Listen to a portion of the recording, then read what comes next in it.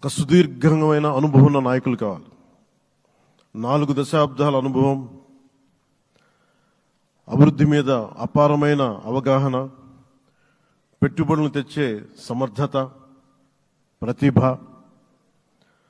విదేశాల్లో ఉండే నాయకుల్ని మలేషియా దగ్గర నుంచి, సింగపూర్ దగ్గర నుంచి, యూరోప్ దగ్గర, అమెరికా నుంచి ఆ దేశాల అధ్యక్షుల్ని తెలుగు రాష్ట్రాల వైపు దృష్టి మళ్లించేంత శక్తి సమర్థత ఉన్న శ్రీ నారా చంద్రబాబు నాయుడు గారికి ఆయన నాయకత్వం చాలా అవసరం, ఆయన అనుభవం చాలా అవసరం. అలాంటి అపారమైన అనుభవం ఉన్న వ్యక్తిని, అనుభవం ఒకటే కాదు, ధైర్యశాలి. ఈ రోజుకి నాకు ఒకటే గుర్తుంటుంది. మన తాడేపల్లిగూడెం సభలో చెప్పాను, చాలా క్లేమోర్ మైన్స్ పేలిపోతే జీప్ ఎగిరిపోయి కింద పడితే చొక్కా దులుపుకొని ఆయన మళ్ళీ వచ్చి రాజకీయం చేసిన వ్యక్తి.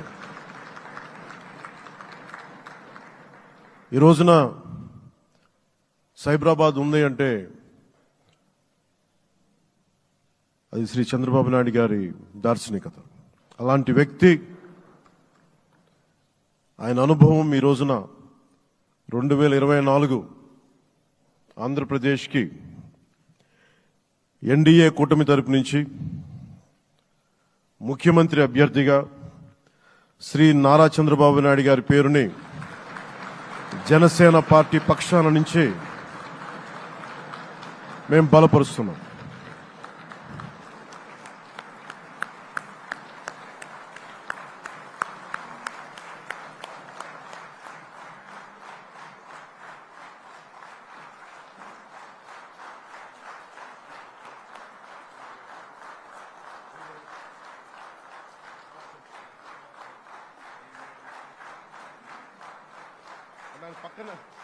ఇది నేను ఆయన పక్కన పెట్టుకుని చెప్పాలి.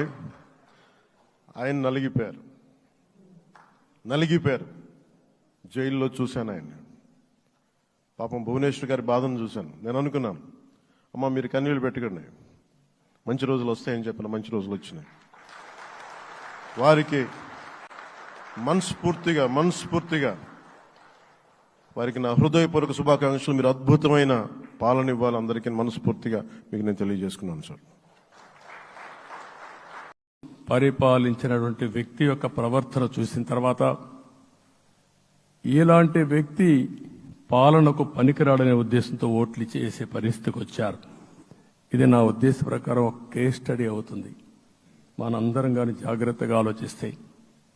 కానీ మనం కూడా అదే విధంగా కక్ష తీర్చుకోవాలి అని కానీ మనం ముందుకు పోతే మనకు కూడా సమస్య వస్తుంది. అదే సమయంలో ఒకటే చెప్తున్నా, తప్పు చేసిన వాడిని క్షమించి పూర్తిగా వదిలిపెడితే కూడా మళ్ళా అలవాటుగా మారుతుంది. తప్పు చేసిన వాళ్లకు శిక్ష పడవలసిన అవసరం ఉంది, చట్టపరంగా శిక్షించాల్సిన అవసరం ఉంది. అదే సమయంలో విధ్వంస రాజకీయాలు, కక్షా రాజకీయాలు కాకుండా ఇవన్నిటిని ప్రక్షాళన చేయాల్సిన అవసరం ఉందని చెప్పి కూడా నేను మీకు తెలియజేస్తున్నా.